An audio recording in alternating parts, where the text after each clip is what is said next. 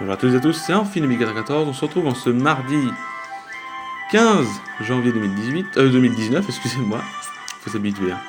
Et on va tout simplement parler de Darkrai. Alors Darkrai, qu'est-ce que c'est? C'est un Pokémon qu'on peut voir au niveau des statistiques, à 70 en PV, 90 en attaque, 90 en défense, 135 en attaque spéciale, 90 en défense spéciale et 125 en vitesse. Il est à peu près toujours 90 dans les bases stats globales, à part 70 en PV, il a pas beaucoup de PV.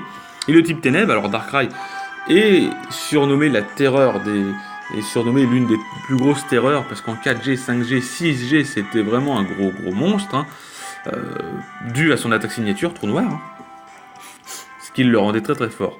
Il est de type ténèbres, son talent est mauvais rêve. Les statistiques d'attaque spéciale et de vitesse excellent.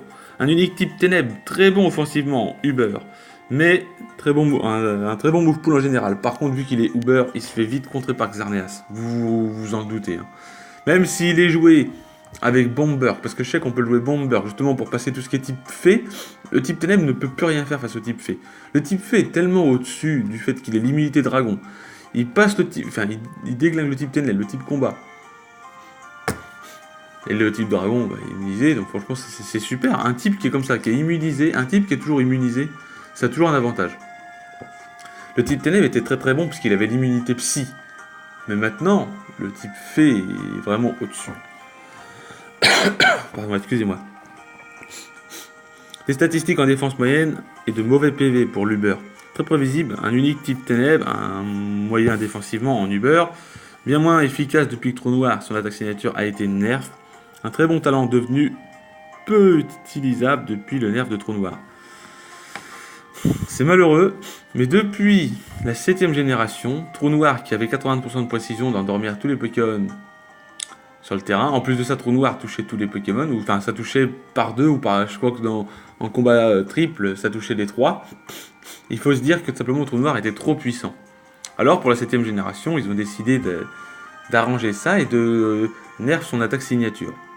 Alors certains vont dire, bah c'est très bien, comme moi, parce que j'aime. C'est pas que j'aime pas Darkrai, je trouve Darkrai stylé comme Pokémon, mais. Je dis bien mais, j'approuve le mais le seul truc qui était gênant avec lui, qui était toujours joué de la même manière, c'était Trou Noir. C'était un Choice Scarf limite, qui était joué Trou Noir. Et après voilà, enfin, il n'était pas toujours joué Choice Scarf, il était joué Life Orb, où il pouvait jouer de bien des manières, mais ce Life Orb était souvent son objectif, et il était joué Trou Noir. Mais vu que Trou Noir passe à 50% de précision, t'as 50, ça équivaut à Feu d'Enfer, pour ceux qui voient, où est les canons à peu près. T'as tellement peu de précision, mais le problème c'est que si tu touches, Feu d'Enfer t'es sûr de brûler, et les canons t'es sûr de paralyser à coup sûr, et Trou Noir t'es sûr d'endormir. Mais le problème c'est ça. Maintenant, il est joué d'une autre manière, et il est joué tout simplement. Soit si vous voulez jouer avec son talent mauvais rêve, il est joué Hypnose, mais ça c'est vraiment entre parenthèses, parce qu'Hypnose a 60% de précision, donc ça devient l'une des meilleures attaques pour endormir de Darkrai. Mais c'est pas du tout son atout, malheureusement. Voilà. Sinon, il est joué timide, donc plus vitesse pour attaque, avec 252 en attaque spéciale, 252 en vitesse, 4 en défense spéciale. Il est joué, donc il a 0 IV en attaque, mais les IV à 31 partout, sauf ça. Il est joué Vibre Obscur, Machination pour se placer à plus 2 et pouvoir faire de gros dégâts à ses adversaires, puisque c'est la seule chose qu'il puisse faire face à un adversaire, c'est de se placer, sinon il est vraiment dans la mouise. Il est joué Bomber, comme je vous ai dit, pour passer tout ce qui est type fée. Puisque le gros problème du type ténèbres, c'est simplement le type fée qui le bloque. Voilà. Depuis la 6G, on le sait. Même Darkrai en 6G s'en sortait avec Trou Noir qui était plus précis, mais en 7G, ils ont préféré la descendre, la nerf, parce que trop fort pour les gens. Mais c'est vrai, 80% de précision, ça faisait que 20% de chance de rater, et c'était très rare. Sur 10, ça fait que 8 sur 10, ils pouvaient te toucher. Donc c'était quasiment, il te touchait tout le temps. Voilà. C'est pour ça que maintenant il est joué plutôt comme ça. De toute façon, il a qu'un seul set. On peut remplacer par Exploforce par Laser Glace ou Fatal Foudre. Utiliser la ceinture pro ou les restes à la place de l'orbe vie. Jouer la Ténébreuse Élite qui permet à Darkrai d'utiliser une puissante attaque Z qui tue par exemple Primocoque une fois une machination placée. Voilà. Jouer la Psyché Zélite, accompagnée d'Hypnose ou Hypnose seule, dans ce cas-là, retirer Bomber pour Exploforce, il se provoque au clonage à la place de Bomber. Voilà. L'avantage, une fois que Machination est placée sur Darkrai, il pourra faire d'énormes dégâts et toucher la majorité du tiers. Voilà. Dès que l'adversaire, s'il flippe de Darkrai, il switch, l'autre en face fait machination, c'est fini, il a les limites, c'est l'homme du match. Mais après, Darkrai a pas beaucoup de PV comme on l'a vu, pas de grosse défense non plus, il a 90 dans les défenses, donc il est tout de même gérable, ne vous inquiétez pas. Darkrai est très difficile à placer.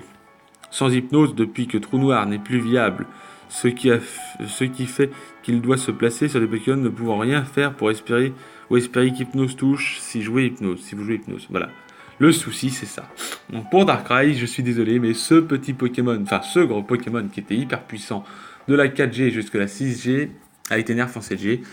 Mais bon, si Darkrai obtient... parce que si on a une 4ème génération, dites-vous peut-être que Darkrai aura peut-être une méga évolution ou quoi que ce soit. Alors peut-être que Darkrai sera un peu meilleur.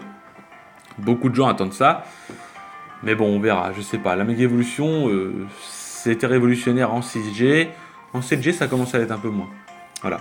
Les partenaires sont tout simplement Primocoque, qui permet de se débarrasser des types fées qui gênent Darkrai et de venir sur des menaces comme OO ou les types fées grâce au piège de roc. Il affaiblit les adversaires graduellement, ce qui aide Darkrai dans son rôle de sweeper spécial.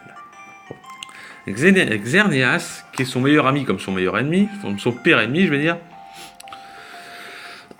pardon, est un très bon partenaire offensif qui possède une bonne synergie offensive et défensive avec Darkrai. Xerneas peut affaiblir les Pokémon contre Darkrai et inversement.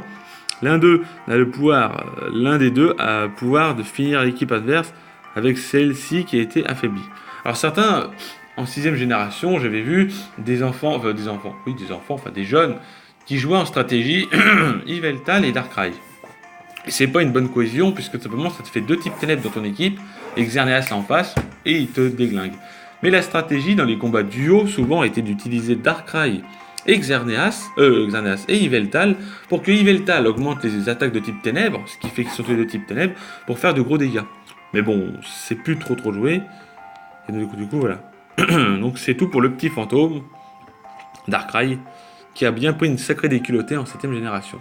Je vous souhaite une bonne journée et je vous dis à demain et bye tout le monde.